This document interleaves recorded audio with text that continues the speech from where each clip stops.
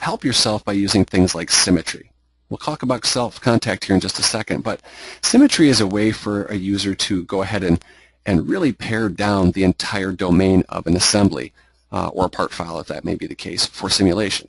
This happens to be about a 1/8 pi piece of the actual brake rotor that we've got here. However, when we go ahead and simulate it, we can use inputs on adjacent faces here called symmetry.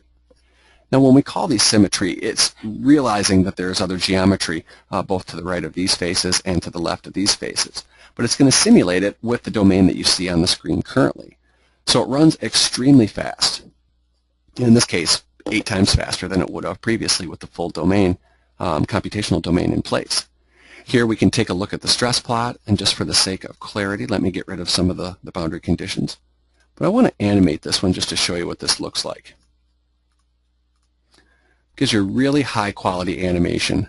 We're just going to go ahead and cycle this back and forth. So that looks great. However, we're not sacrificing results with this. In any situation, you can go into these plots and edit their definition.